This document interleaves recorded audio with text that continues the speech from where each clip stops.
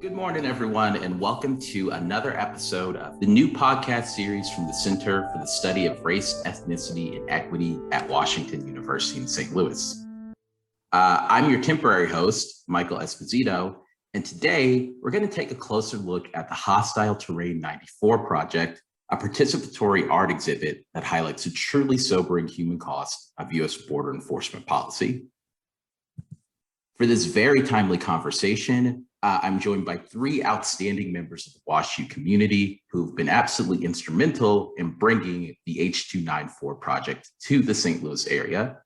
So let's go ahead and get started and welcome in our guest for today, Tabea Linhard, Professor of Spanish, Comparative Literature and Global Studies, Mattie Gottbrath, Coordinator for the International Programming and the Global Studies Program at WashU, and Clarissa Gaona Romero, an undergraduate student majoring in anthropology with a focus on global health and the environment.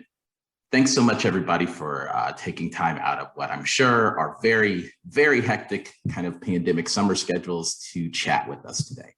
So maybe the best way to introduce the Hostile Terrain 94 project to our listeners is by hearing the information of a few of the individuals who have died crossing from Mexico to the US through the treacherous Sonoran Desert. Tabea, Mattie, and Clarissa, would you like to lead us through this? Yeah, of course. I can go ahead and get us started through the names. Okay, so name, Juan Gonzalez Martinez, age 32, reporting date, April 25th, 2009. Cause of death, probable hypothermia. Name, Maria G. Moreno Menchaca, age 23, reporting date, July 26, 2011. Cause of death, undetermined due to skeletal remains. Name, Marco Antonio Chaparro Chan, age 19, reporting date, October 29, 2012. Cause of death, undetermined due to skeletal remains.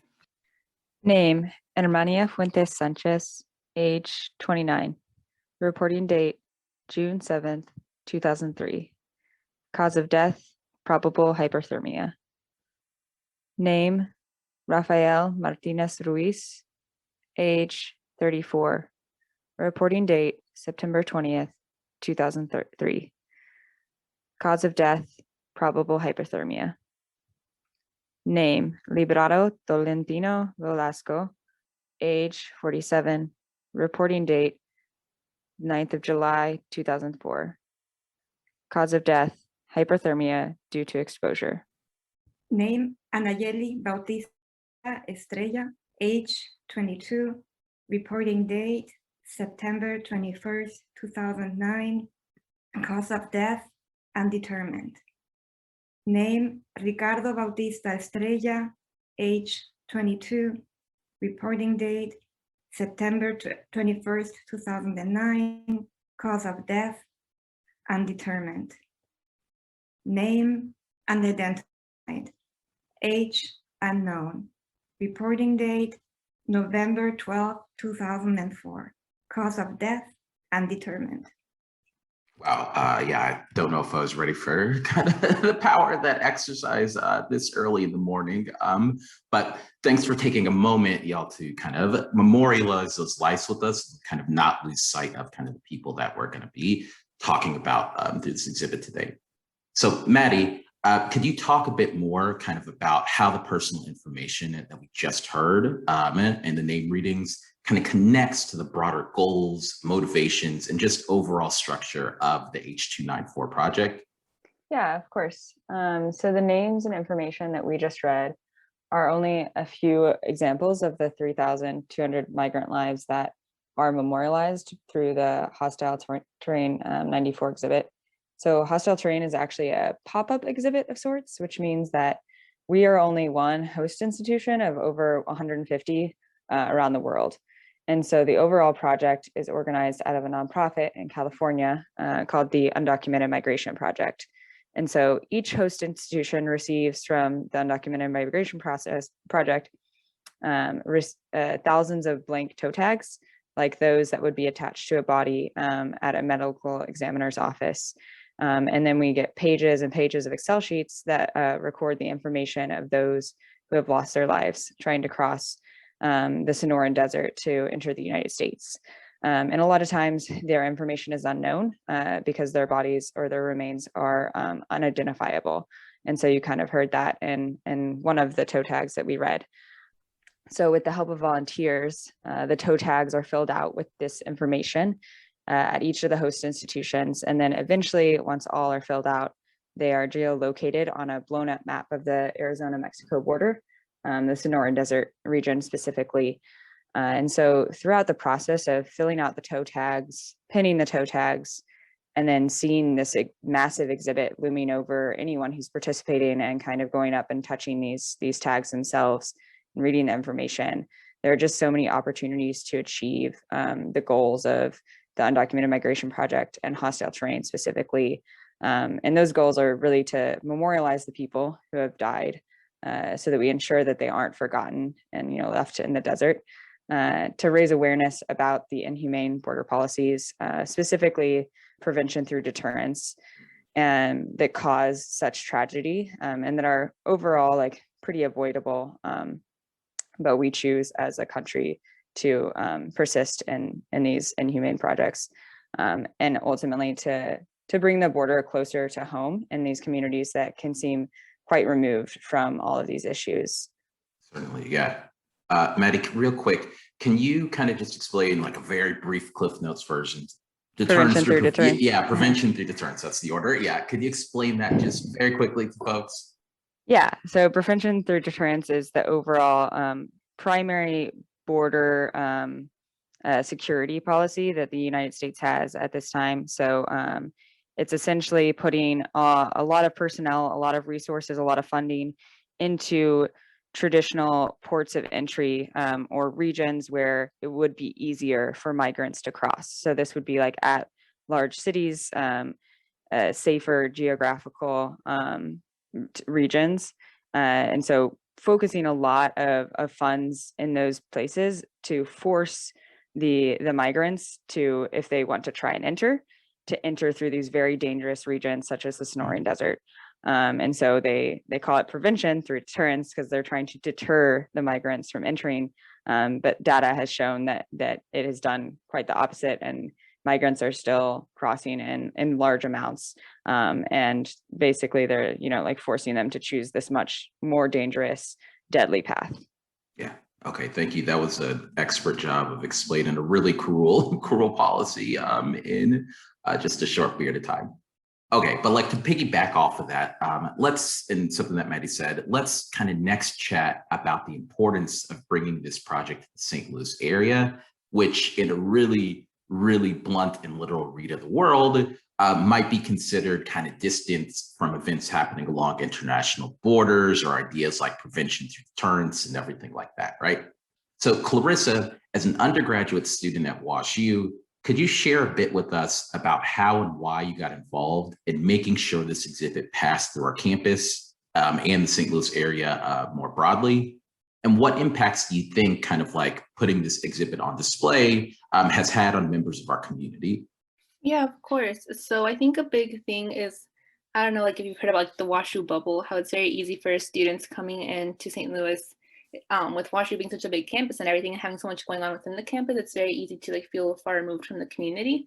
And I thought it was important to kind of, bring this very relevant and very serious crisis problem to campus and have students, thinking about it and kind of thinking outside of that WashU bubble.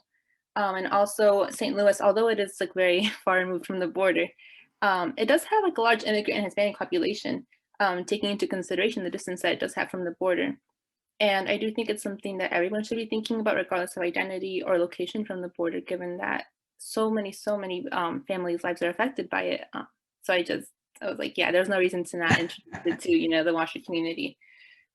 And as for what impact I think it's had on members of the community, I definitely think it's humanized the crisis more, even for myself, having family members, that have immigrated here and everything. I think sometimes it's very easy to kind of look at it more so yes, it's a very serious problem, but not necessarily the humanity behind it, in a very explicit way. and the way that it's spelled when we're filling out the toe tags. And I was filling it out with classmates and peers.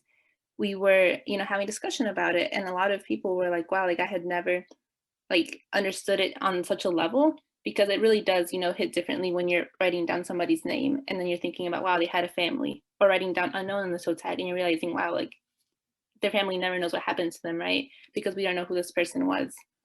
And I think also the fact it's really reminded us of our responsibility in this, how all of us are responsible for whether it's educating ourselves or doing something, there's something that all of us can do. And I think that really was an effect that it had on the community.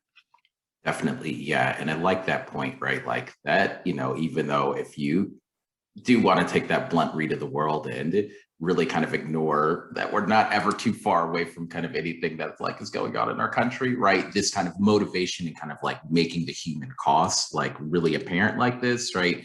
Really should motivate, or I would hope really kind of motivates people to kind of be like, okay, I'm far away, but I still have to do something because this is unacceptable and kind of a horrible thing that's going on. So really kind of important to kind of bring this around. Did you all do, and I know that everyone here is in kind of varying levels of involvement with this, and that there's a bigger kind of exhibit thing, but do you know if they kind of did exit surveys and talked to folks after they showed the kind of experience the exhibit and kind of what people's kind of reactions were, or is that something that they haven't quite gotten to yet? We have not done a formal exit survey. However, we did set up on our webpage a way for participants to send us their reflections. Awesome. Okay, great. And that can still be happening. So yes. There's a link on our webpage for that.